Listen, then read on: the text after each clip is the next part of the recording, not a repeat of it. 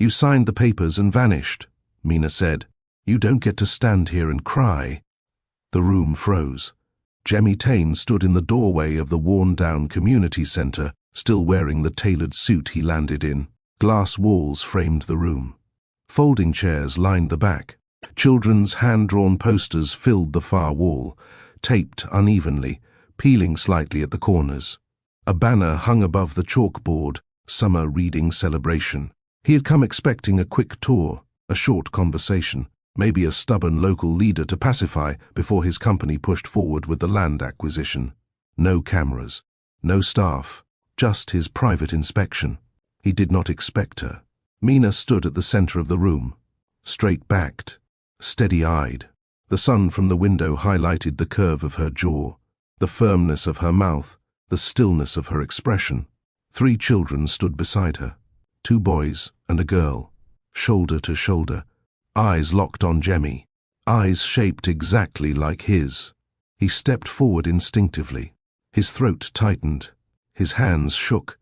The deal in his briefcase didn't matter anymore. The silence pressed.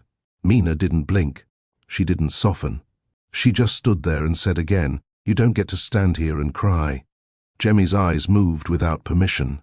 First the boy on the left, tall for his age, jaw set, his stare sharp and guarded. Then the girl in the middle, calm, observant, arms folded like she had already decided who Jemmy was. Then the smallest one, fingers wrapped around Mina's hand, studying him with open curiosity. 3 children, same height, same spacing, same eyes. His chest tightened. This was not coincidence, not chance, not a passing resemblance he could explain away with logic or numbers. The shape of their brows, the angle of their gaze, the way the boy leaned forward without fear, the way the girl evaluated him instead of shrinking back. His reflection stood in front of him, multiplied. The community center faded, the chairs, the posters, the walls. All of it slipped away as his mind raced backward, years collapsing into seconds. The check he slid across the table, the silence he chose, the door he closed without turning back. His briefcase slipped from his hand and hit the floor with a dull sound. No one moved to pick it up. Mina watched him closely. Not with anger, not with hope, with certainty. "You see it now," she said. "You always needed proof." Jemmy swallowed hard. His voice refused to come. Jemmy's knees buckled. He didn't fall all at once. It was a slow collapse, like something inside him gave out before his muscles even reacted. One step forward, then none. One shallow breath, then a hand reaching for the nearest chair that wasn't there. He dropped to the floor, not out of drama, not for pity. His body simply gave up trying to carry what had just landed. The youngest child's grip on Mina's hand tightened. The girl shifted slightly in front of her. The boy stood firm. Jemmy looked up at them. All 3, one by one. No introductions needed, no paternity tests, no second guesses. His empire, assets, holdings, deals, prestige, meant nothing in that moment. He wasn't a CEO, not a man of strategy, not a leader. He was just the one who left. And the silence in that room knew it. "Who are you?" the youngest asked, voice clear and honest. Mina didn't answer for him. Jemmy opened his mouth. No words came. He reached for air. It didn't help. Then came the question that broke whatever was left standing inside him. "Why do you look like us?" Everything stopped. Mina didn't move. She didn't answer that either. Jemmy lowered his head. The room didn't echo. It pulsed, with breath held, with eyes fixed, with a question hanging between strangers who weren't strangers at all. 10 years. 10 years of building, of escaping, of covering regret with distraction and calling it progress. And now here, in a modest community center filled with art projects and plastic chairs, the truth stood right in front of him. It had brown eyes, firm shoulders, familiar posture. Xander, Amaka, Sunny. He didn't know their names yet, but somehow they knew who he was, not from stories, not from photos, from the mirror. Mina finally broke the silence. Quiet, but not cold. "You came to tear this place down," she said. "You just didn't expect it to recognize you." Jemmy looked up. Her voice hadn't changed. Still calm, still anchored, but everything else had. She was no longer the young woman who once believed in his promises. She was someone who survived his absence and still stood upright. She had raised them without help, without anger, without his name. And now she stood like a shield in front of everything he had left behind. Jemmy blinked once. Tears didn't fall. They stayed caught, stubborn, choking. The boy, Xander, took a step forward. Jemmy didn't move. He didn't speak. He couldn't. His legs still didn't respond, but that wasn't the part that hurt most. What crushed him was the gap. Not just the years, but the memories he didn't have. The milestones he missed. The birthdays. The fevers. The questions only fathers get asked. He had spent years speaking on stages about legacy, yet here stood the legacy he never claimed, watching him fall apart without raising their voices. Mina bent down to meet her son's eyes. "Come," she said softly, but Xander didn't move. He looked at Jemmy one more time and asked, not with hate, but with weight, "Do you even know what our names are?" Silence again. Jemmy's lips parted. His voice barely broke through. "No," he said. Sani looked up at Mina. "Is he staying?" Mina answered plainly, "That's up to him. But we're not hiding." The moment sealed itself. No apology would fix this. No donation. No speech. The past didn't return with grace. It returned with questions. If you believe choices echo louder than words, like, comment, and tell us below, what would you do if your past knocked back this hard? We're listening. Houston wasn't warm when Mina landed. It was loud. Concrete buzzed with traffic. Buses ran late, and her first apartment smelled like boiled cabbage and burnt toast. She had one suitcase, a second-hand phone, and a printed scholarship letter folded 4 times in her coat pocket. That letter got her into the University of Houston's engineering program. Full tuition, no room, no meals. So she worked. Nights at a diner off Scott Street. Plates, tips, closing shifts. Days in class, shoes still sticky from spilled coffee. Lunch breaks became library hours. Evenings were for textbooks and laundry. Sleep came in 3-hour stretches. Meals came from the staff fridge when no one was looking. She didn't complain. She didn't call home. She didn't post about her struggle. Her world became survival through discipline, one schedule block at a time. People noticed, not her grades, though they stayed high. Not her face, though it held a quiet beauty. What people noticed was how she never borrowed, never asked, never waited to be helped. Some admired her, some avoided her, but nobody forgot her after meeting her once. She didn't chase friends. She kept her focus forward, and somewhere between midterms and final exams, her name started getting mentioned by professors. "This girl," they'd say, "she doesn't waste anything, not time, not effort." That discipline. It wasn't just about school. It was armor. She'd worn it since her second foster home, since the 5th school transfer, since learning that silence could protect your dignity faster than pity ever could. She didn't expect love. She barely believed in comfort, but her mind never stopped planning, calculating, preparing for the life she intended to earn. And one spring evening, she walked into a campus volunteer event with her hair tied back, her hands still red from dish soap, and changed her future by accident. The event was casual. A tech nonprofit had partnered with the university's engineering department to host a community panel, Innovation for Public Good. The flyers were plain. The snacks were dry. The speakers were anything but. Jemmy Tain walked onto the stage like he'd done it 100 times. No slides, no prepared notes, just presence. He spoke about product design, scale, ethics in tech. But what made students listen, really listen, was how he spoke about mistakes. How much a missed decision cost. How failure, handled wrong, could ruin teams or lives. Mina didn't sit in the front. She didn't ask questions. She stood near the back with her tote bag still on her shoulder.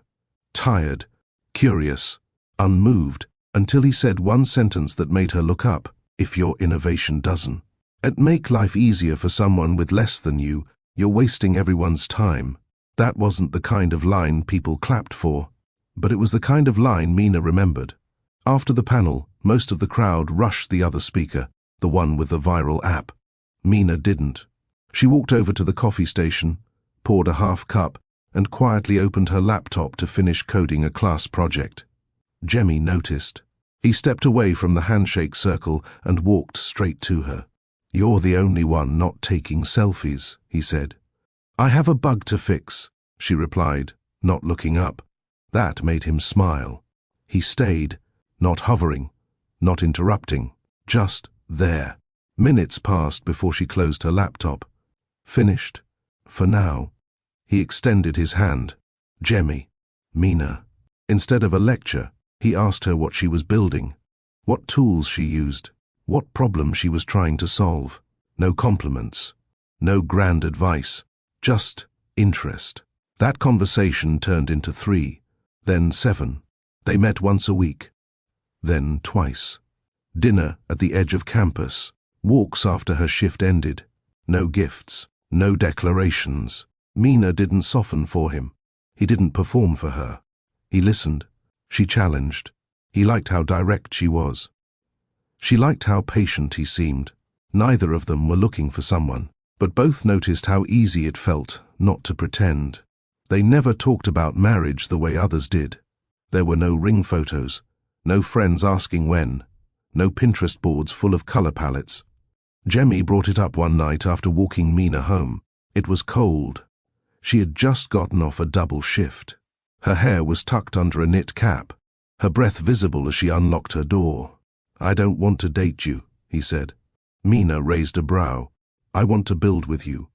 No delay, no stage lights, just yes or no." She didn't smile. She stared at him.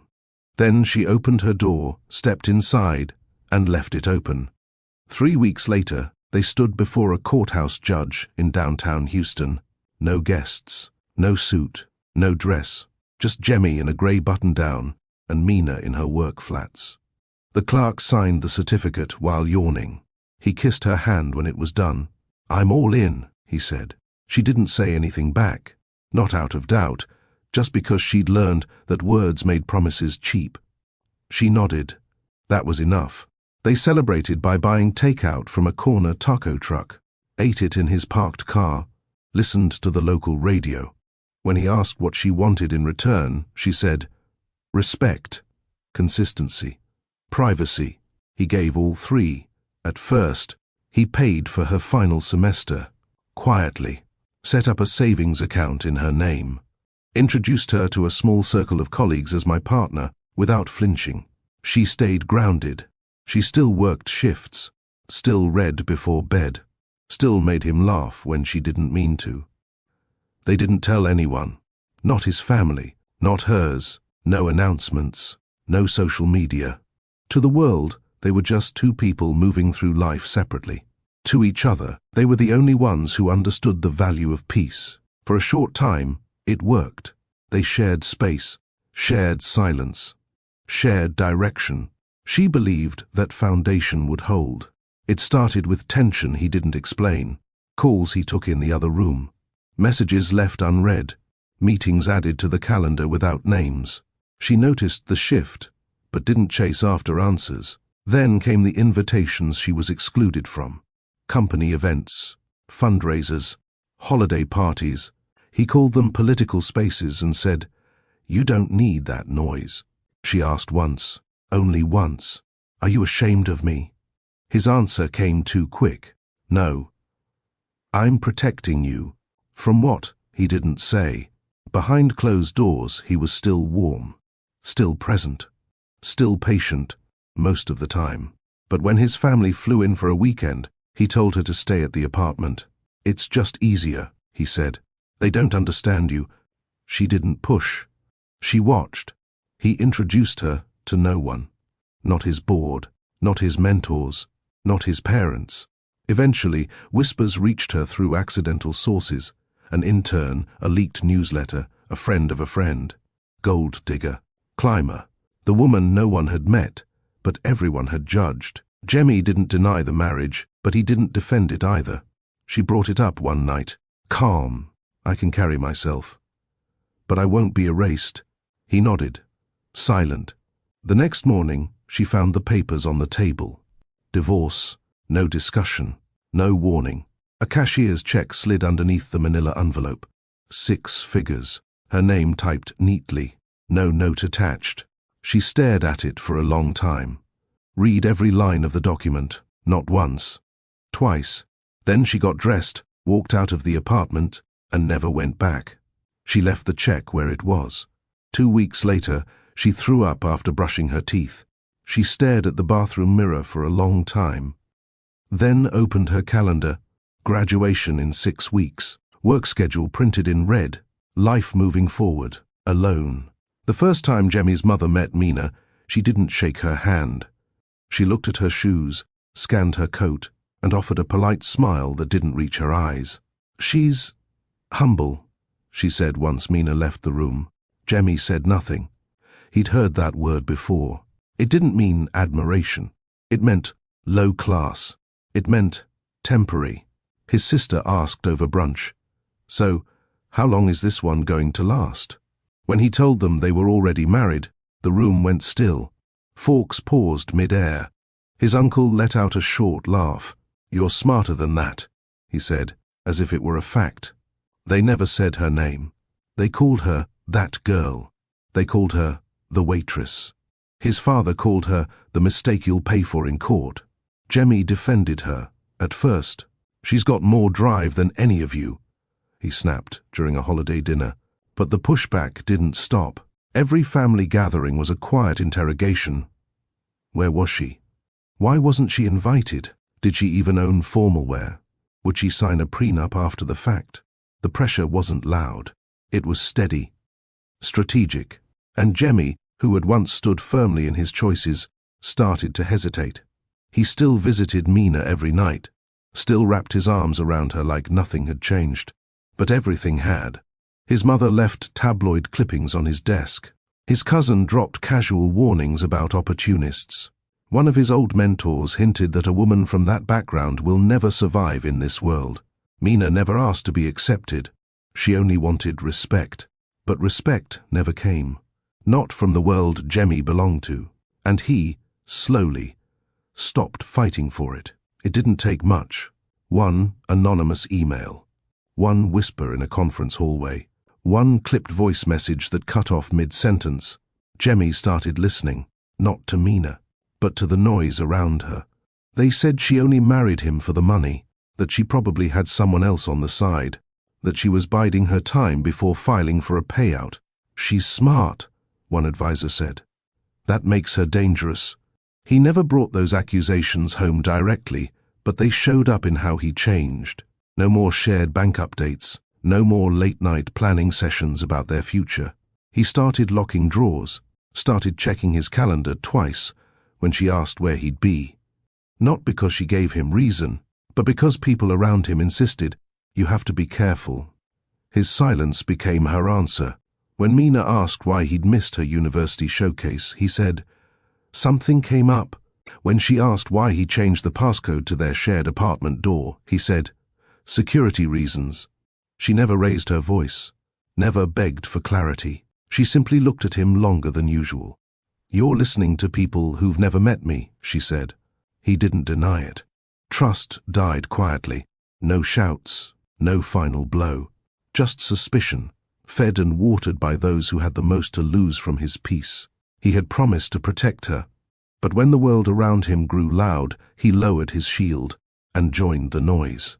The envelope was thick, plain, cream-colored, no return address.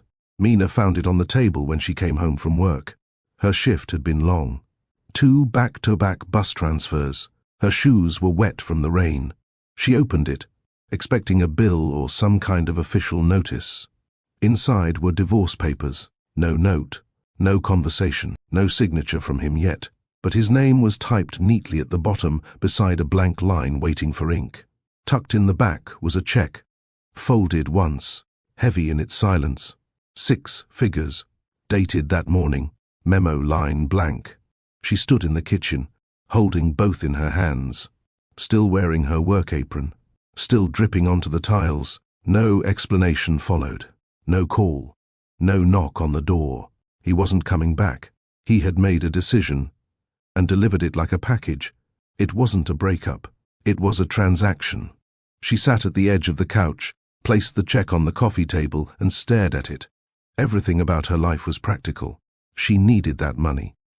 But nothing in her soul could touch it. That night, she packed one suitcase, left her apartment key on the counter, took her books, her laptop, and her dignity. No texts, no voicemail. She didn't chase him. She left like she entered his life, quietly, with no backup and no regrets.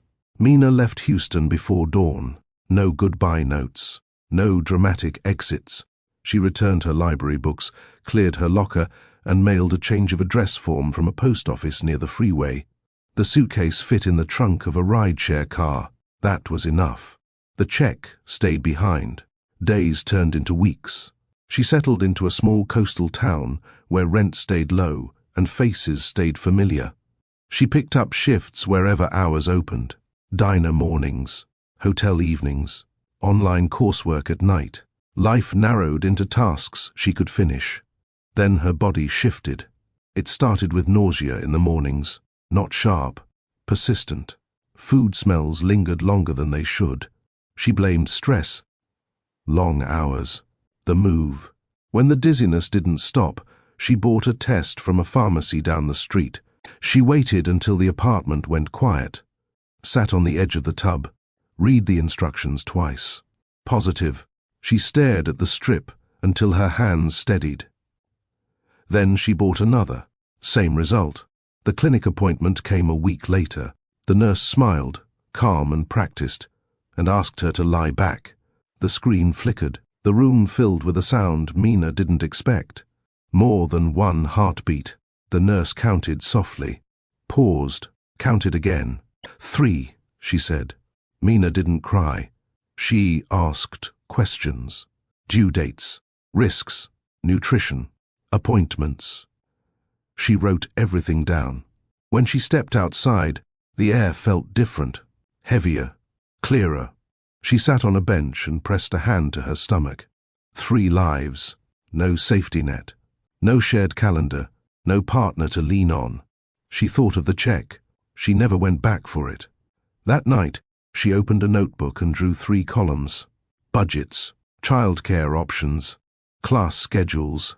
She adjusted her plans without bitterness, without blame. She spoke out loud once, to no one in particular. "We're going to be fine." She meant it. The past stayed behind her. The future arrived all at once. The coastal town was small, built on routine and sea air. Mina arrived with little more than a folder of hospital notes and a plan. No one knew her name, and that was the point. She rented a 1-bedroom above a laundromat. The walls were thin, the pipes knocked when the heat kicked in, but it was clean, safe, walkable to everything that mattered.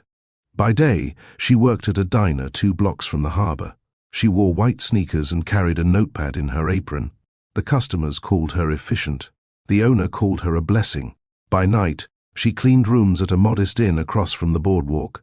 Turn-down service, inventory, guest laundry. She kept her head down, never late, never idle. In between shifts, she attended online certification courses, childhood development, community health, early literacy. She worked with headphones in, babies napping beside her, fingers flying across the keyboard. Each dollar had a name: rent, groceries, diapers, bus fare, a small jar for emergencies. Sleep came in pieces, but she never complained. There was no room for self-pity. Her children needed structure, not sadness. She had made a decision to walk away, and now every choice built on that. There were no luxuries, but nothing was wasted. Xander came first. Loud lungs, strong grip. He cried like he had something to prove. Amaka followed 2 minutes later. Quiet, watchful. Her eyes didn't miss much. Sani was last, smallest of the three, gentle, warm. He fell asleep in Mina's arms, as if he already trusted her with everything. The early months blurred. Feedings, diaper changes, walks in a double stroller with one baby strapped across her chest. People stared sometimes, but no one asked too many questions. Mina answered only when needed. She never told stories about their father, not because she was hiding him, but because her children were not built on his absence. They were built on her presence. When Zander once asked why their last name wasn't like the one he heard on the news, she answered simply, "We build our own name." When Amaka asked if everyone had a dad, Mina nodded. Yes, but some choose not to stay. That's not your fault. Sani didn't ask much. He watched the way Mina moved through the world.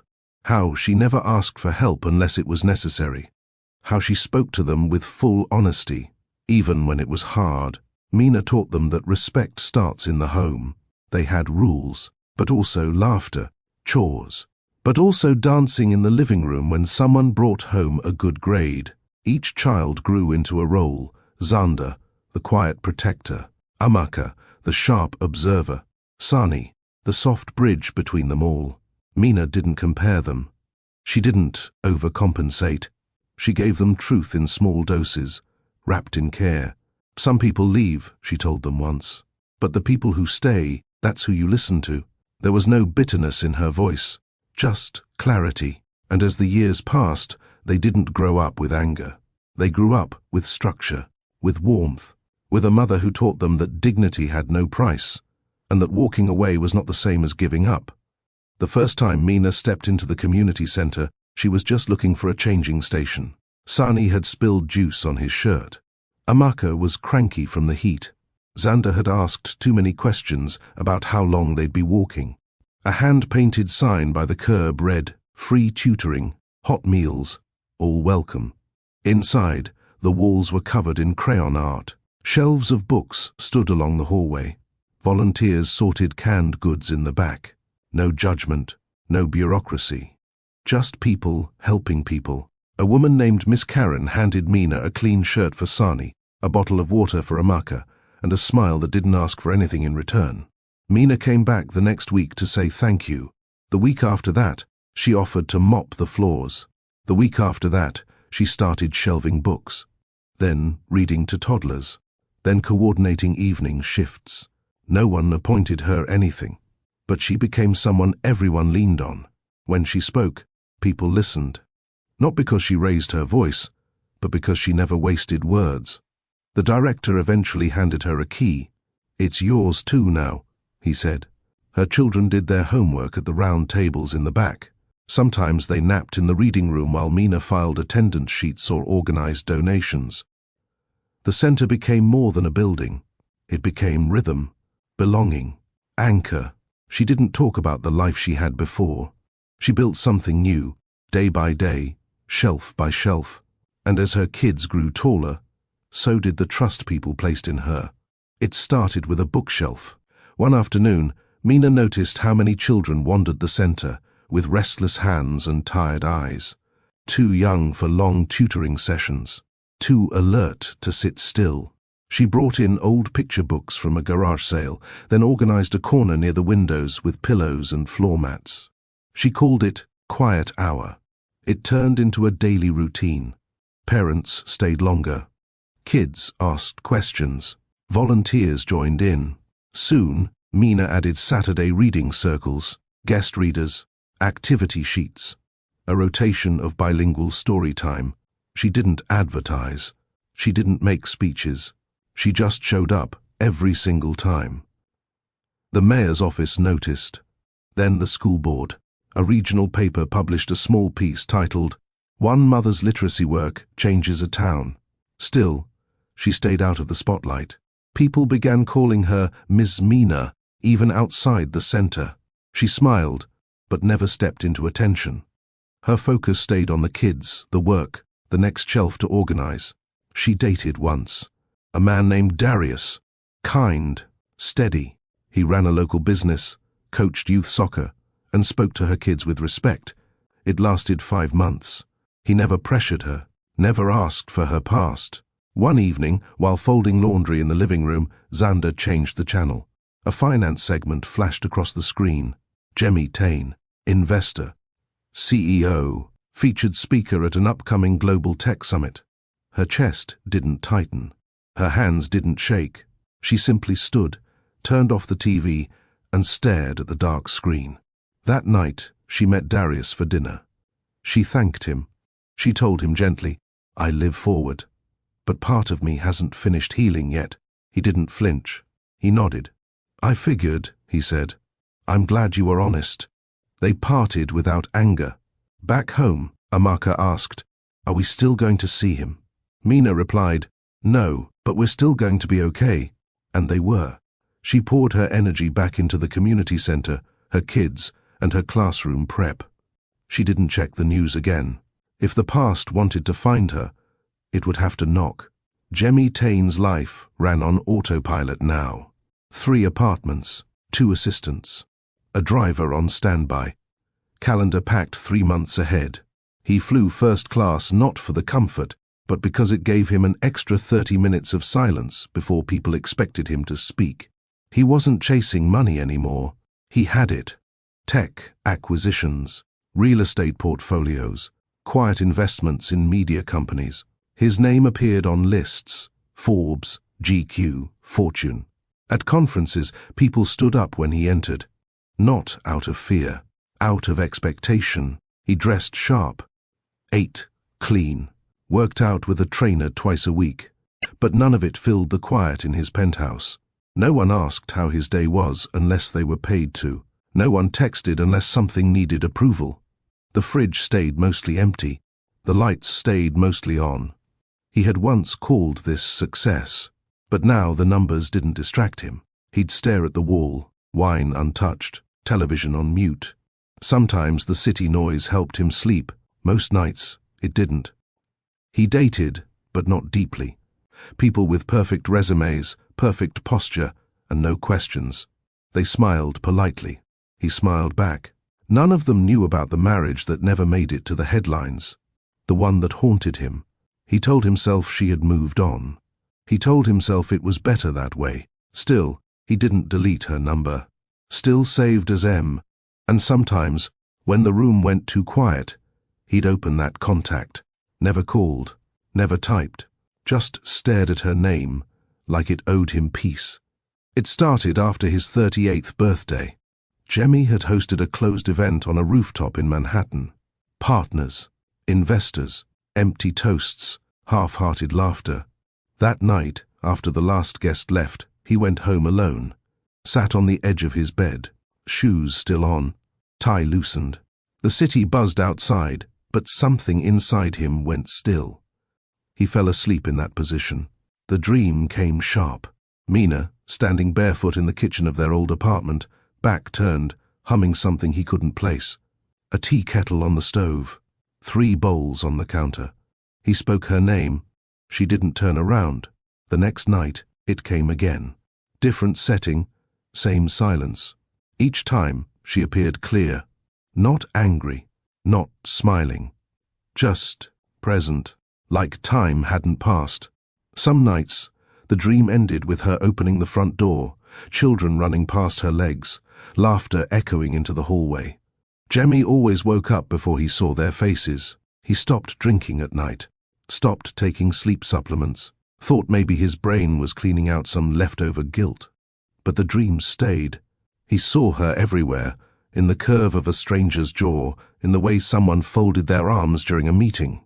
He never told anyone. His therapist once asked if he had unresolved grief. Jemmy said no. The session ended early. He added extra meetings to his schedule. More business dinners, more travel. But nothing changed.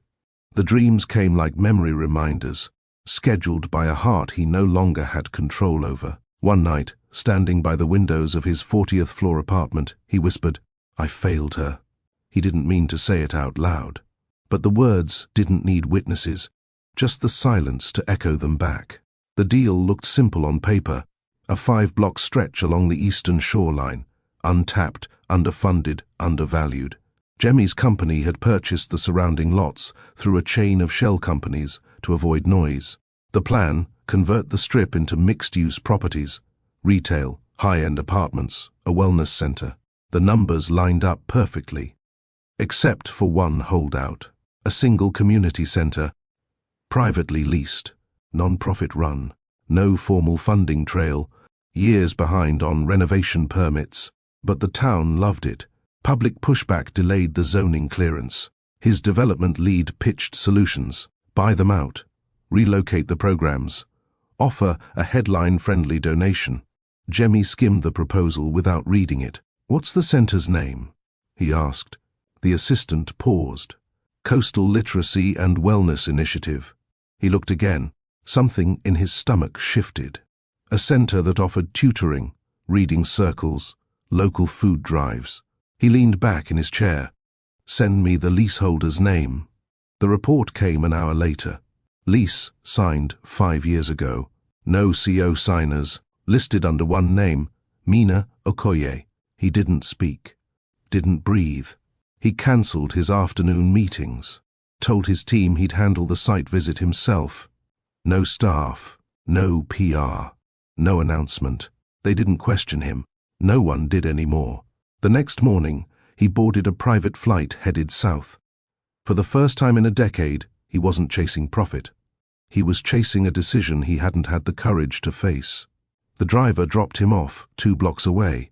Jemmy wore no suit, no watch, no team behind him. Just a windbreaker, dark jeans, and the weight of 10 years. The town looked like every coastal town. Modest storefronts, a few local diners, kids riding bikes along cracked sidewalks. But as he walked closer to the address, his pulse quickened. The center looked small from the outside. Hand-painted sign, glass doors, posters lining the windows. Through the glass, he saw folding chairs, bookshelves, children's drawings taped to the walls. Then he saw her. Mina stood at the far end of the room, beside a table stacked with donated backpacks, her hair pulled back, a clipboard in one hand. Calm, still, strong. Time did not blur her. It sharpened her. Jemmy stepped through the doorway. The sound of the door shutting made her turn. Their eyes locked. The room didn't react, but his chest did. Then 3 children walked out from the back room, flanking her like sentries. 2 boys and a girl. Same height, same brows, same eyes. His eyes. One child, the smallest, looked at him curiously. "Why do you look like us?" he asked. No one laughed. Mina didn't blink. "You came to erase us," she said. Again, Jemmy couldn't speak. His hands trembled, his throat closed, knees weakened. 10 years of business, wealth, power, none of it mattered now. This wasn't a site visit. This was the reckoning. And every piece of the life he'd abandoned now stood in front of him, alive, grown, and watching. Mina didn't flinch. Jemmy stood inside the entrance like someone caught in the wrong decade. Same face, older posture. Same voice, now silent. She saw his hands move, unsure what to do with themselves. She stepped forward, clipboard in hand, stopping just short of him. "You're not supposed to be here," she said. Her tone was low, measured. Nothing in her voice begged for answers. Jemmy tried to respond. No. She cut him off before the sentence formed. "You don't speak first." Silence dropped between them. Not the awkward kind, just the kind that leaves no room for pretending. He looked at the children behind her again, then at her. "You signed the papers and vanished," she said, repeating herself. "You do not get to stand here and cry." He swallowed hard. "I didn't know." She narrowed her eyes. "You didn't ask." Her words didn't rise. They didn't need to. "I built something here," she continued. "For them. For me. Without you. Don't walk in thinking you can knock it all over just because you finally showed up." Jemmy lowered his head. "I came to see, not them," she said. "Me. You came to face me." And still, her voice didn't shake.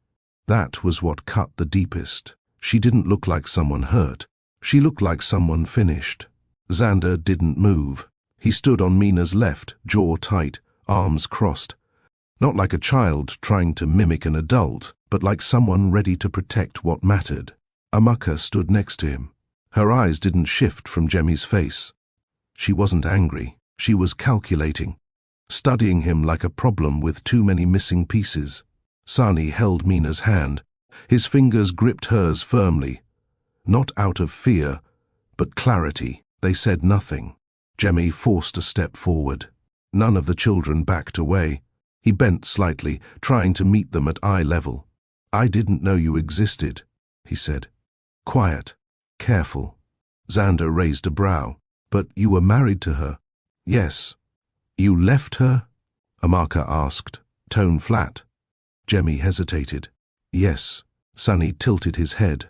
"So, why are you here now?" Jemmy opened his mouth, closed it, looked at Mina, then back at the kids. No words. The children looked at each other, then back at him. "You didn't come for us," Amaka said. "You came because something in your life broke." Jemmy blinked. Mina didn't correct her. He tried to explain. "I made mistakes." "You chose them," Xander said. "Mistakes don't sign papers." His voice wasn't loud. It was exact. They didn't cry, didn't yell. They didn't need to. They weren't waiting for him to be a father. They were watching to see what kind of man had the nerve to return. Sunny stepped forward first. He looked smaller than his siblings, but he wasn't timid. He took slow, even steps until he stood just a few feet from Jemmy. Then, softly, he asked the question that made the room stop. "Why do you look like us?" Jemmy didn't answer. Couldn't. His mouth opened, but nothing came. The resemblance wasn't debatable. They had his eyes, his cheekbones, the same arch in their brows when confused. Even the way Xander stood, shoulders set, mirrored Jemmy's old posture when preparing for a boardroom confrontation. He had ignored every sign for years, blocked out memories, avoided searches, burned bridges with silence. Now the truth stood before him, staring back with unblinking eyes. He tried to speak again. Failed.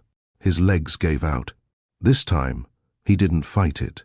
He dropped to his knees, not out of drama, but defeat.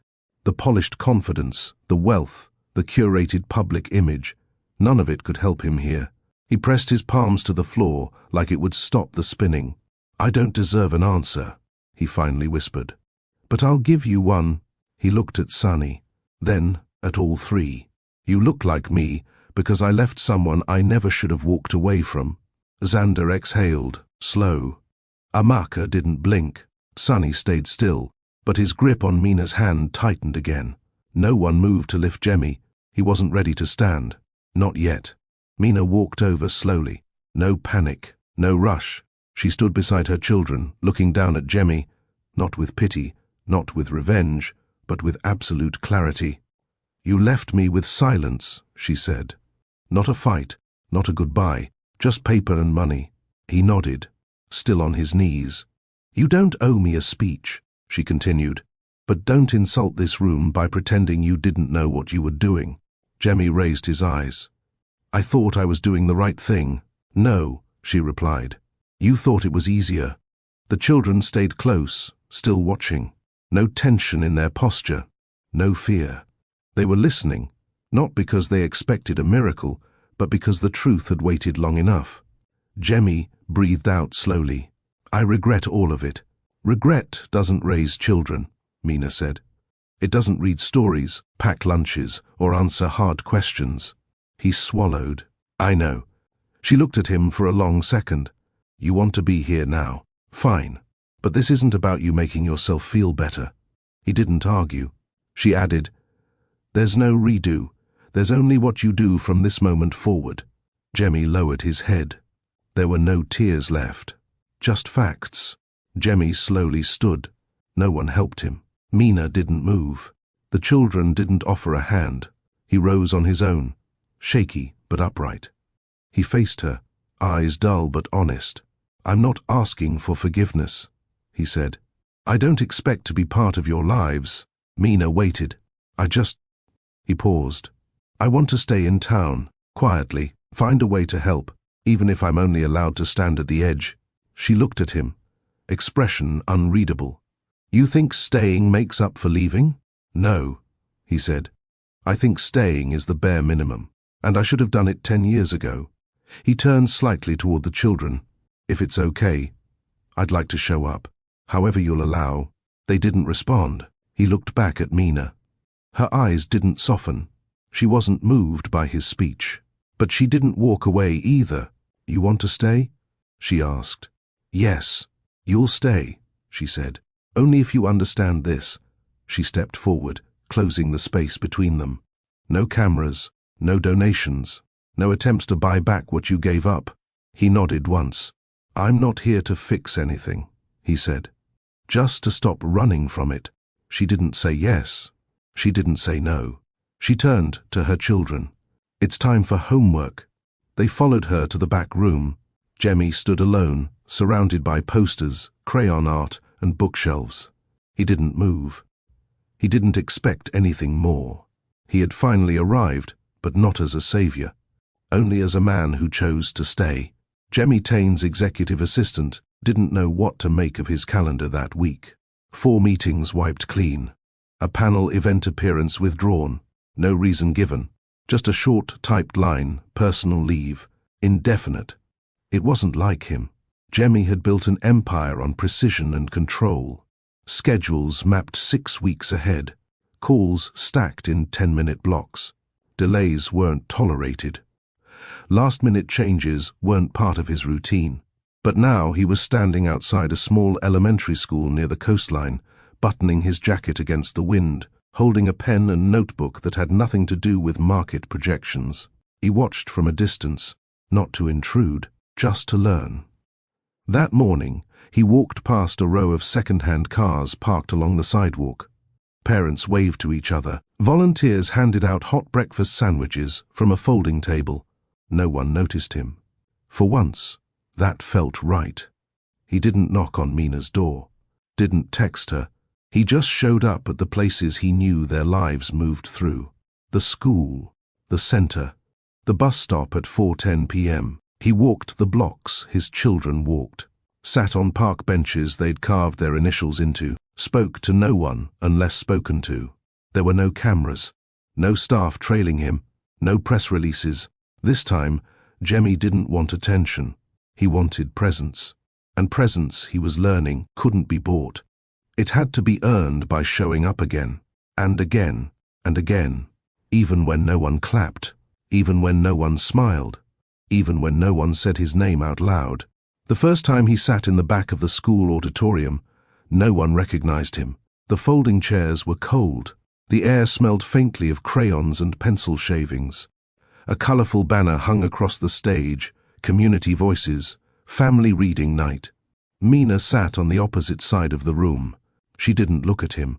She didn't need to. He wasn't there for her approval. He was there because Amaka was reading a poem she had written herself. He stayed in the back, phone off, head down. Amaka stood confidently on stage, voice steady. Her words were strong, sharp at the edges but soft in the middle. She didn't stumble once. Jemmy didn't blink the entire time she spoke. When the clapping started, he didn't join in right away. He watched her face instead, watched how she didn't smile for the attention. Just nodded and returned to her seat like it was no big deal.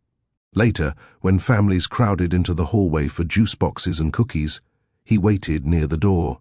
Amaka passed him without a word, but she glanced at him. Just once.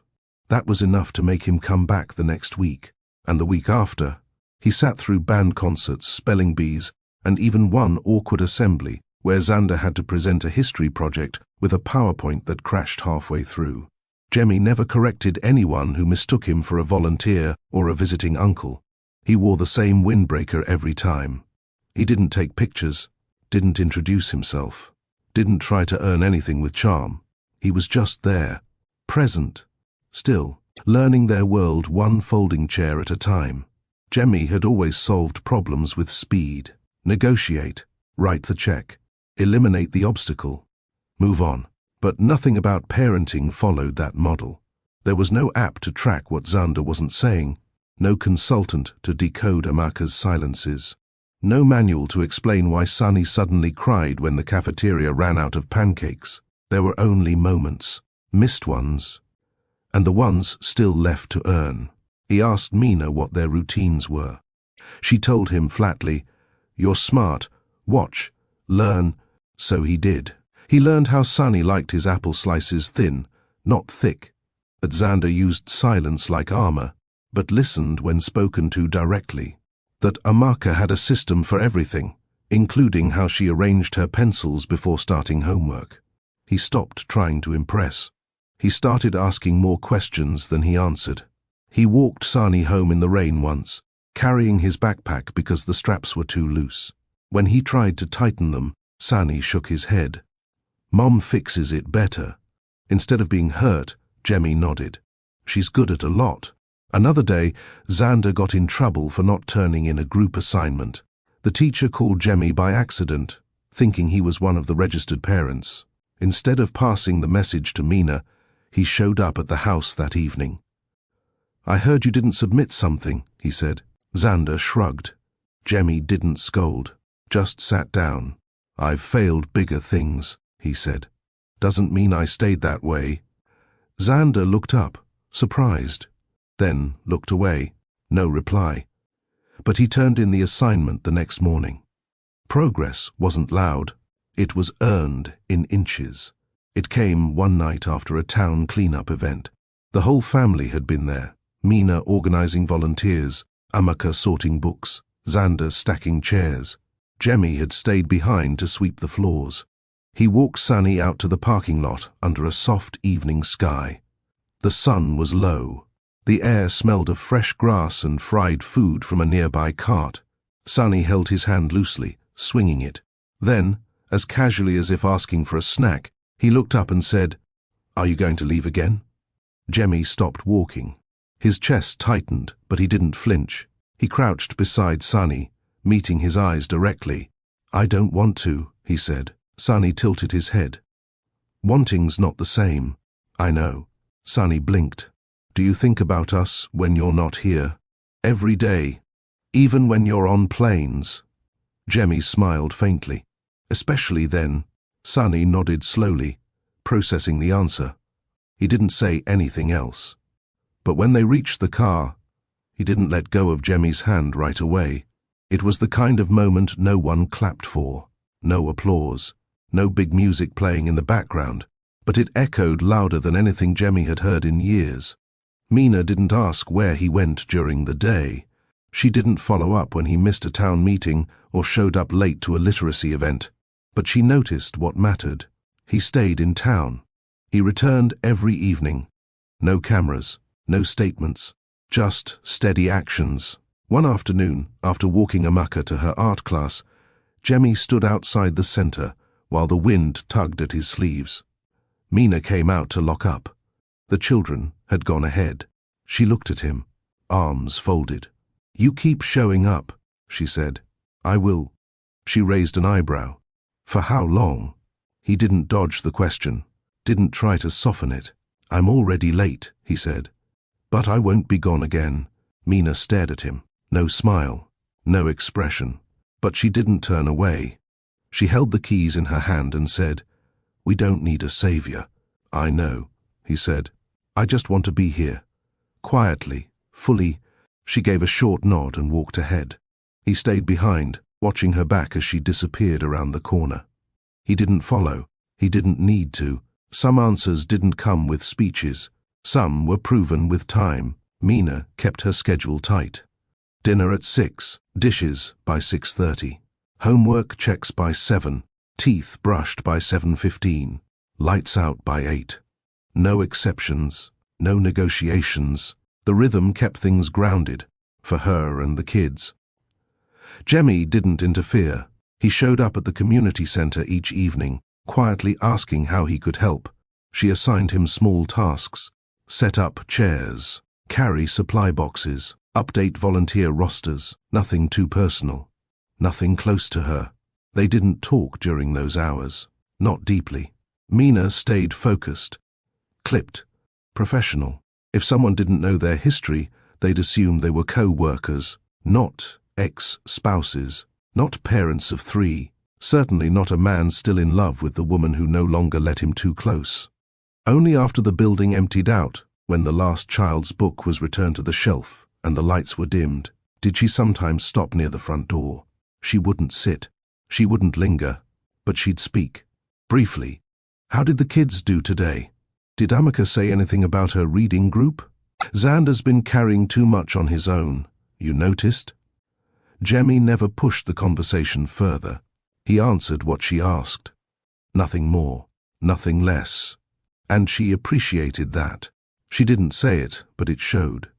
Her body didn't lean away anymore. Her tone had softened, not out of comfort, but from a place that still remembered what it felt like to be heard. He didn't ask for another chance. He earned his place by not reaching for more than she offered. He didn't defend the past anymore. Jemmy had learned something about apology. It wasn't a speech. It wasn't wrapped in words like if or but. It didn't come with explanations or soft landings. He didn't say, I was under pressure. He said, I hurt you. Not once, repeatedly. He remembered the first time he said it. They were locking up the center late one night. The hallway lights hummed. Mina reached to turn the last switch off when he said, You were right. She paused. About everything, he added. You didn't deserve what I did to you. She didn't respond right away. Then she turned, arms crossed, and looked him in the eye. Which part? She asked. All of it, he replied. He didn't expect forgiveness. He didn't ask for reassurance. He stood there, quietly owning the space between them. Over the following weeks, whenever she let a moment open, he filled it with accountability, not flattery. He apologized for leaving, for not standing by her, for doubting her, for every meal she ate alone, for every late night he never showed up to, for missing the doctor's visits, for missing their children's first words, steps, stories. Mina didn't let emotions show, but she didn't walk away either. He didn't try to make her feel sorry for him. He just stood with the truth, even when it burned. And that's what softened her guard, gradually. Not his charm, not his money, his willingness to sit in the wreckage he caused, without asking her to clean it up for him. It was a Friday evening when the storm rolled in. Thunder cracked overhead. Rain hit the windows hard, bouncing off the pavement like marbles. The town was quiet. Everyone had gone home, except them. Mina sat on the floor of the reading corner, organizing returned books. Jemmy was folding flyers at a nearby table. The power hadn't gone out, but the Wi-Fi had. The automatic door locks glitched. They were stuck inside. She looked up. We might be here a while. He shrugged. I'm not in a hurry. Silence filled the space again. Not tense, just unspoken. She pulled her knees to her chest, watched the water slide down the windows, listened to the building creak under the weight of wind. Then she asked, out of nowhere, do you ever think about the courthouse? Jemmy nodded slowly. All the time. She didn't need to clarify. He knew what she meant. The day they married in secret. The cold hallway. The way her hand trembled just slightly when signing the papers. You looked happy that day, she said. I was. She nodded. Then scared. Then selfish. Then gone, he added. The honesty didn't sting. It landed like truth spoken too late, but spoken nonetheless. The rain kept pouring. Neither of them moved. And in that stillness, something shifted again. Not forgiveness, but a deeper understanding of how broken things had once been, and how, maybe, they didn't have to stay broken forever. She didn't raise her voice when she told him, didn't cry, didn't flinch. She told him plainly, because the damage had already been done, and only truth remained. You broke me when I needed you most, Mina said. They were sitting on opposite ends of a long table, the lights dimmed. A single lamp above them hummed softly. I believed in you, in us. I defended you when no one else would. I stood in the silence you left behind, trying to convince myself it was temporary. Jemmy stayed still, I didn't need luxury. I didn't need applause, she continued. I needed presence, protection, partnership. He nodded. I failed you. Yes, she said. He didn't interrupt. I rebuilt myself, she added. Alone, pregnant, confused, embarrassed. But I did it. You shouldn't have had to. You chose for me. Those words held weight. He felt them settle deep in his chest. She looked him in the eye. I don't tell you this to punish you. I tell you this so you know what you lost. He whispered, I know. The silence after that was heavy, but healing. It wasn't bitterness. It was her truth, delivered clearly, without malice, and he received it the only way it should be received, with nothing but quiet respect. Later that night, as the storm calmed and the doors clicked back to life, Jemmy stood by the front window. The rain had slowed to a drizzle. Streetlights reflected on wet pavement. The world outside looked clean, quiet. Mina walked up beside him. He turned to her, eyes steady, voice low. You became everything I admired, he said, without me. Mina didn't respond right away. You didn't need saving, he added. You needed someone who didn't run. She exhaled, not from exhaustion, but from knowing she didn't have to explain anymore. Jemmy kept going, voice even. You raised 3 brilliant kids. You built a space that holds people together. You showed up when no one else did. I don't just see it now. I feel it. She glanced at him. Why say that now?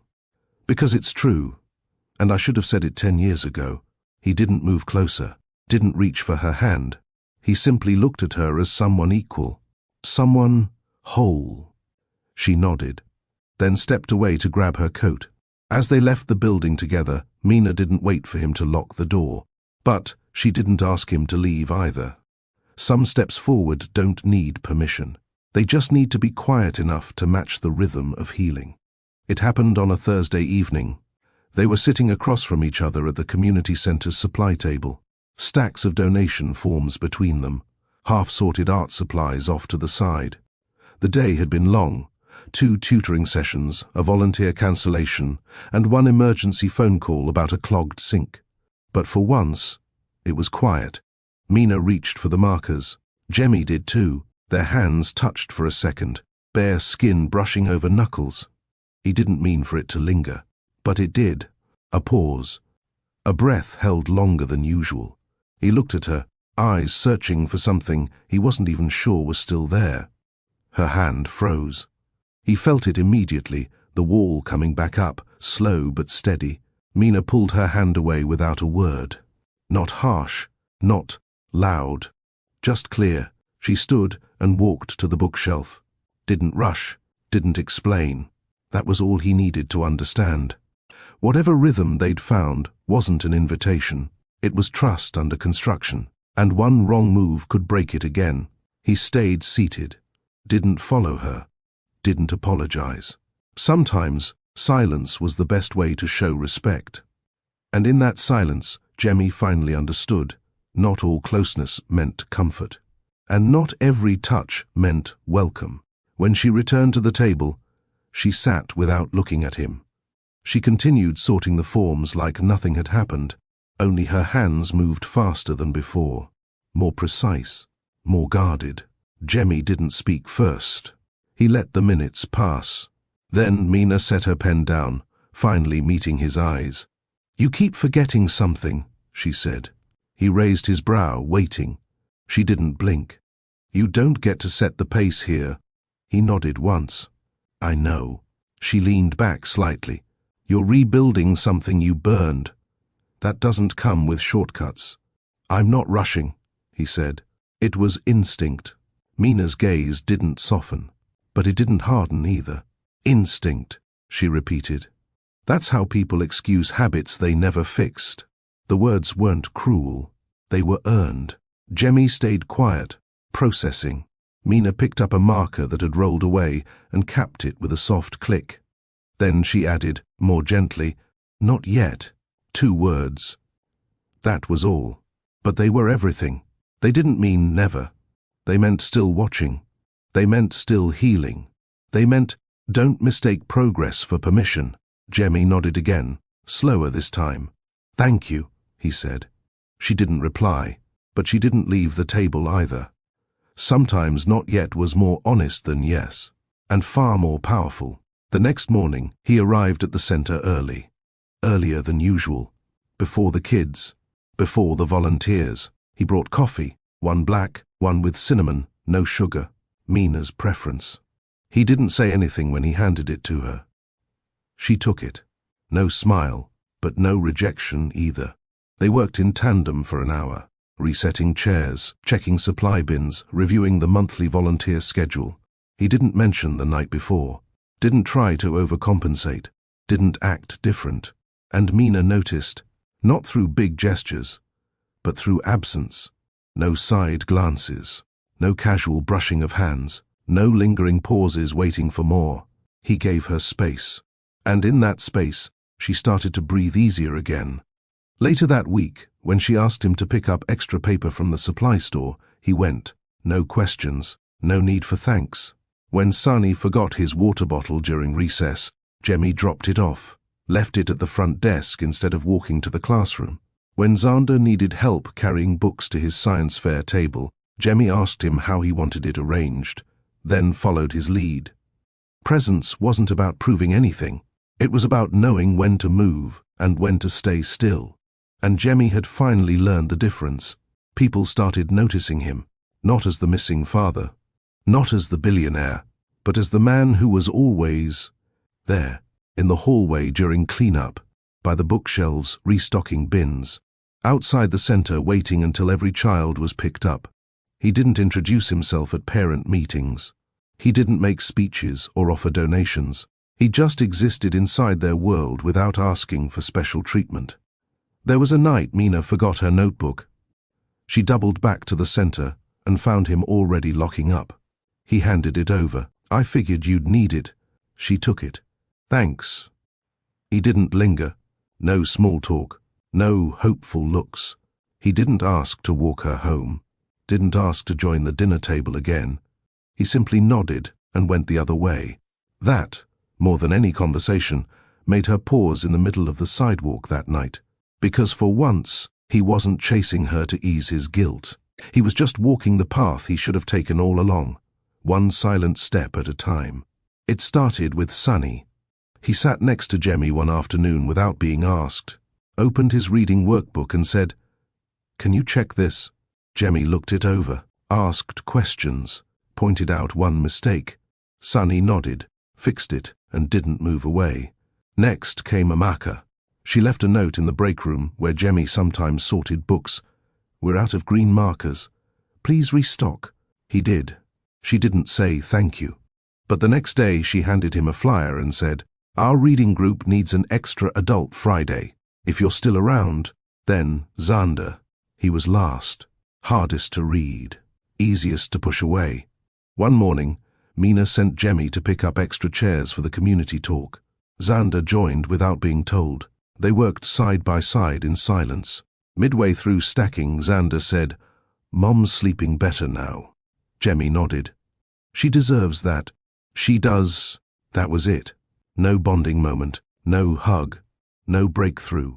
But the next day, when Jemmy arrived at the center, Xander was already there, waiting, holding a wrench. "Bookshelf's loose," he said. "You want to fix it or should I?" They fixed it together. No cameras, no audience, just two people, one learning, one testing, finding a way to be in the same space again. The warmth didn't come fast, but it was real, and for the first time, it stayed. The town's spring community event was small, tables of homemade goods, student art displays, a raffle, and performances by the local choir. No sponsors, no influencers, just neighbors giving what they had. Mina coordinated volunteers. Xander ran the ticket booth. Amaka managed the sign-up lists. Sunny walked around with a clipboard, politely reminding people not to litter. Jemmy stayed behind the scenes. He spent the morning unloading boxes, hauling water bottles, and arranging folding chairs. No one asked who he was. He didn't wear a name tag. He didn't correct anyone who mistook him for a staff helper. When a volunteer sprained her ankle, he quietly replaced her on the cleanup crew. When the stage lights failed during a performance, he helped rewire them without stepping into the spotlight. Later, when the event nearly ran out of kid meals, Jemmy left, bought 60 sandwiches from a local deli, and dropped them off without attaching his name. He stayed until the last table was folded, carried trash bags to the curb, thanked the janitor. No speeches, no photo ops, just work. The only person who noticed it all, Mina. She saw him from a distance, watched him from across the field, never said a word, never gave him a look of approval, but she noticed, and for Jemmy, that was enough. 2 weeks later, the center received a formal envelope from the Regional Education Board. Inside was confirmation of a new scholarship fund, one that offered annual tuition for 3 students from underfunded families. It didn't say who funded it, but the scholarship was titled the Mina Okoye Fund for Community Excellence. No press, no interview, no social media post, just a name. Mina opened the letter while sitting at her desk. She read it once, then again. There was no signature, no logo, just an effective grant, total and administrative details. Later that day, she found Jemmy in the supply room repairing a broken chair. She held the envelope up. "You did this?" He didn't look up. "Does it help?" "Yes." "Then that's what matters." She set the envelope down. "You didn't have to use my name. I didn't think you'd want mine." That made her pause. He added, "You've done the work. I'm just making sure more kids benefit from it." She didn't say thank you, not yet, but she didn't question his intent either. That night, she pinned the scholarship notice to the hallway bulletin board without fanfare. No announcement, no acknowledgement. Just quiet proof that change doesn't always arrive with noise. The town's local paper ran a small story about the scholarship the next day. Mina didn't speak to reporters. The center declined interviews. But someone leaked that Jemmy Tain had been involved. That afternoon, a business blog tried to catch him outside the bookstore. They asked if the scholarship was connected to his past relationship. Jemmy stopped, looked the reporter in the eye and replied, "No comment. Is it true you've been spending time with your former wife and children?" "No comment." "Are you planning a comeback story?" He paused, then said, "There is no story. There's just life. Let her live hers." He didn't explain. He didn't redirect. The clip was posted online and got picked up by a few niche business pages. Some praised his mature response. Others speculated. Jemmy didn't respond to any of it. He turned off his alerts, disabled comments on his public profile, went back to restocking book bins at the center. Later that week, he overheard someone mention his name in the hallway. "That's the tech guy, right? From TV or something?" Another voice replied, "Yeah. But he's been showing up here. I think he's trying—" He didn't interrupt. He didn't need credit. He wasn't doing any of it for image control. He was doing it because, for once, he understood that silence and presence made a stronger impression than any headline ever could. Mina noticed the difference, not in gestures, but in patterns. Jemmy no longer waited for praise. He folded chairs after events, swept floors without being told, bought extra supplies when inventory ran low, picked up a mucker when Mina's schedule clashed. He didn't ask for permission to help. He just filled the gaps. At first, she watched from a distance. Then she noticed the smaller details, how Sonny started smiling more around him, how Xander answered when Jemmy spoke, how Amaka asked his opinion on her art project. The shift wasn't sudden. It was layered, steady, daily, and Mina said nothing. She didn't offer compliments, didn't soften in public, didn't let others guess what was happening between them. She kept her tone steady, professional, firm. But privately, her evenings began to change. She found herself remembering old memories, ones not wrapped in disappointment. His laugh from their early days, his late-night questions about her dreams, how he used to read over her shoulder and guess the endings of her books. One night, while locking the center, she caught herself smiling after he walked out the door. She closed it quickly, shook her head, and turned off the lights. Change wasn't something you celebrated early. It was something you observed, watched, measured over time, and she was watching. It was a Thursday evening. The sky had gone soft with dusk. The center had just closed. The air smelled faintly of pine cleaner and old crayons. Jemmy was stacking bins in the back room when Mina stepped in. She didn't speak at first, just stood by the door. He looked up. "Need something?" She hesitated, then said, "We're making dinner. Come by. If you want." He stared for a second too long. Mina raised an eyebrow. "You coming or not?" He nodded. "I'll be there." She turned and left. No fanfare, no eye contact, but that invitation meant more than any door she'd ever opened for him. At dinner, the kids didn't act surprised. Sani set a plate for him without being told. Amaka asked him to pass the salt. Xander told him about his latest school project. No tension, no tests, just life, unfolding. After the meal, Mina cleared the table while Jemmy helped Sani with dishes. The room was filled with the kind of quiet that holds warmth, not discomfort. Mina didn't look at him much that evening, but when he reached for the towel to dry a plate, she handed it to him without thinking. It was simple, but real, the kind of invitation that didn't need a speech, just a seat at the table. The ocean wind moved slow that evening. Waves lapped softly against the shore. Seagulls coasted high above. The community center's end-of-year picnic had just finished. Volunteers were packing up tables. Children chased each other near the dunes. Someone strummed a guitar in the distance. Jemmy stood near a quiet spot at the edge of the beach, watching Mina tie up a stack of donation signs. Her braid swept over one shoulder, her sleeves rolled up. He walked toward her, heart steady for the first time in years. She looked up as he approached. "You lost something?" she asked, half amused. "No," he said, "but I found something I don't want to lose again." She waited. He didn't kneel, didn't reach into his pocket. There was no jewelry, no flash, just words. "I'm not asking for a second chance to fix what I broke," he said. "I'm asking for the chance to build forward. With you." Mina didn't speak. He stepped closer.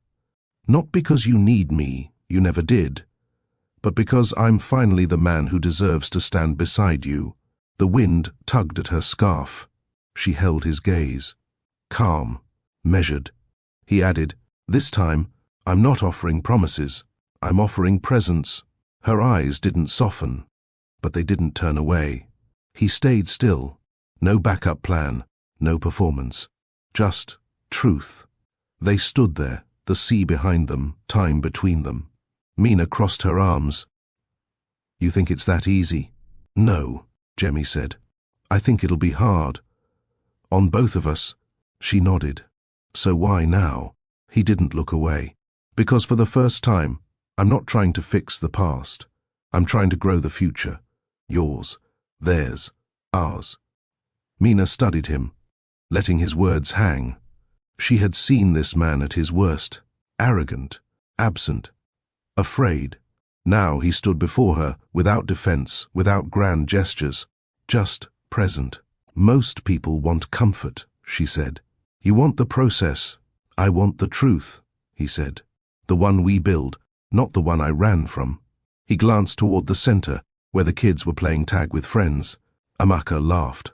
Sani called out rules. Xander kept score. "You already made a world that works," he continued. "I don't want to take credit for it. I want to add to it." She let the silence sit for a beat longer. He added, "Even if the answer's no, I needed to say that to you. In person. Direct." Mina exhaled. "No ring?" she teased. "No rush," he replied. They stood under the fading sky, and in that moment, no past existed. Only the weight of a present earned. Mina didn't give her answer on the beach. She didn't say yes with the wind in her hair or the sun behind her. She waited. The next morning she knocked once on Jemmy's door. No text, no warning. He opened it, surprised. Shirt wrinkled, coffee half poured. She stepped inside and said it without build-up. "Yes." He froze. Her voice was calm, certain. "I'm not saying yes to make the story neat," she added. "I'm saying yes because I've watched you do the work." He didn't try to kiss her, didn't rush forward. He just stood there, letting it sink in. "You showed up," she continued, "when no one was watching, when it wasn't easy, when it wasn't guaranteed." "I meant to," he said quietly. She nodded. "This isn't about starting over. This is about continuing, with full knowledge of who we are." He stepped aside, gestured toward the couch. "Want coffee?" "I'll make it," she said. That small act, a shared space, no performance, was bigger than any celebration. It wasn't a proposal scene out of a movie. It was two grown people choosing each other with eyes open. No need, no rescue, no fantasy, just mutual respect and trust. The slow kind, the only kind that lasts. They married 3 weeks later. No announcement, no press release. Just a quiet ceremony on the same beach where he'd spoken the truth. The center's folding chairs became guest seats.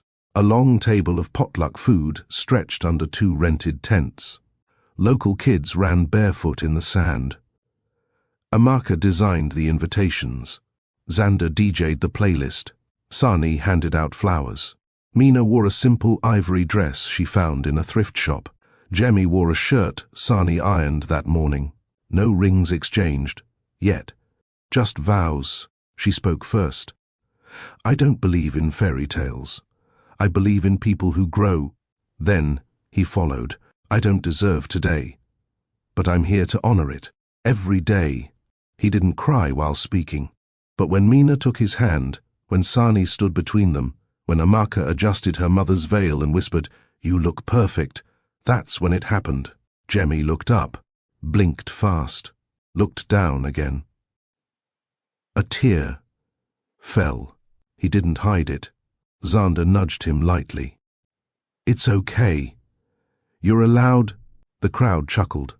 Mina smiled, wide and unguarded. They walked back down the makeshift aisle not as a new couple, but as a complete family.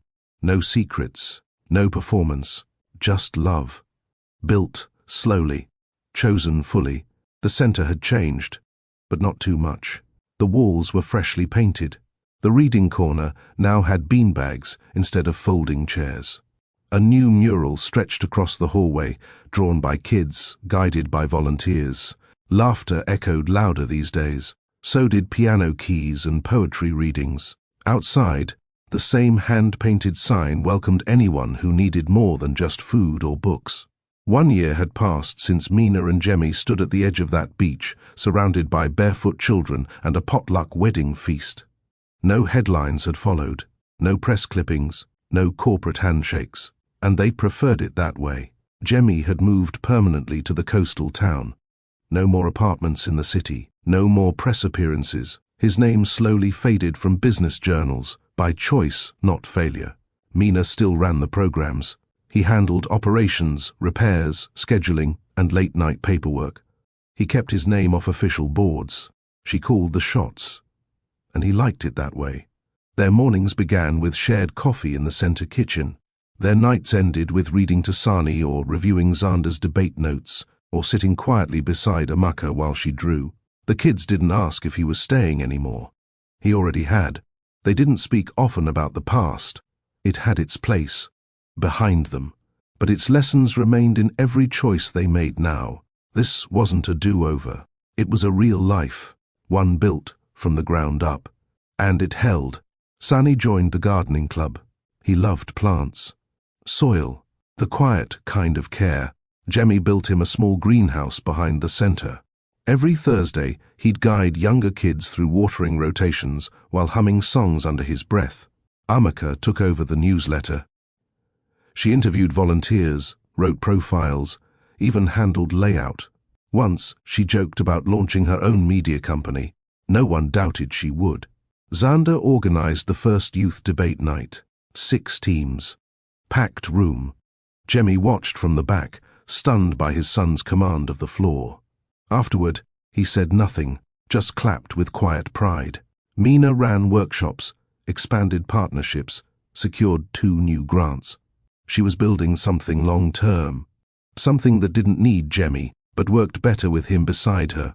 He focused on logistics, building, maintenance, finance. He didn't lead, he supported. They shared an office. 2 desks, back to back. Some days, they barely spoke between tasks.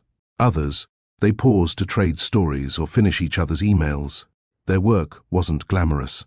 It was sometimes frustrating, but it mattered. Every week, someone walked into the center needing help, and every week, that help was offered. Without judgment, without cameras, without expectation. The center had become more than a shelter. It was proof that redemption didn't have to be grand. It could be practical, consistent. The kids didn't just survive in that space. They thrived, because the grown-ups had finally built a world sturdy enough to hold them. On the center's anniversary, Mina stood behind a simple podium. Plastic chairs filled the room. Parents, volunteers, students, the mayor, teachers, a few reporters. No flash, just notepads and open ears. Mina wore a plain navy blouse and slacks, her hair tied back. No makeup, no microphone. She cleared her throat and began. We started this place with a bookshelf, a mop, and a borrowed printer. Laughter trickled from the back.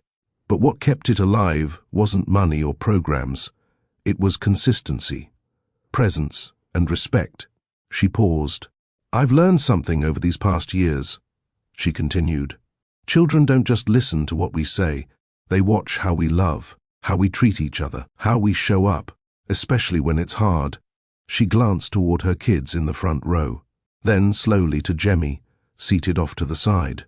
I used to believe the most important thing was to protect my children from disappointment, she said. But now, I believe the most important thing is to show them what accountability looks like and what healing can become. People nodded. Some teared up. Respect builds legacy, Mina said. Not titles, not wealth, not image, but the small daily decisions that tell our children, you matter, your story matters, your voice matters. Applause followed, but she didn't linger on the moment. She stepped down, greeted the next speaker, and sat beside her children. A simple act, like her message, firm, measured, true. After the event, as chairs were being stacked and cupcakes handed out, Jemmy reached for her hand. Mina didn't pull away. They stood near the back exit, away from the center of the crowd. She sipped water. He said nothing. She didn't look at him, but she squeezed his hand once. That was enough. Not because it was romantic, because it was real. Jemmy wasn't proud of who he had been, but he was proud of who he had become and the role he now played. He had learned how to show up, how to listen, how to lead from behind. Money couldn't do what presence did. Presence answered questions no apology ever could. He didn't need a spotlight anymore. He had something better, a chair at the table, a place in their home, and the chance to prove, daily, that he was worth the space he now occupied. And as the family walked out into the early evening together, Mina paused at the steps and said quietly, she wasn't the woman behind the billionaire. She was the woman beside the man who showed up when it mattered. No more, no less. And that was everything. Thank you for listening to this story, not just of loss, but of growth, not just of regret, but of responsibility. Because real love isn't loud. It's not flashy. It doesn't fix everything in a single moment. Real love is daily, quiet, earned. It shows up when the cameras are gone and the apologies are no longer enough. Maybe you've loved someone who didn't know how to stay. Maybe you've walked away from someone who only wanted to be chased. Or maybe you're still learning what it means to choose peace over pride, healing over ego. Whatever your story, let this be a reminder, you are not defined by who left. You are not saved by who returns. You are honored by who stays. Respect builds legacy, not image, not wealth, but presence. So if this story made you feel seen, leave a comment, share your thoughts. And if you believe love must be honest to be real, subscribe. Someone out there may need this reminder today. This isn't a second chance. This is a new one. And new is enough when you walk into it with both eyes open.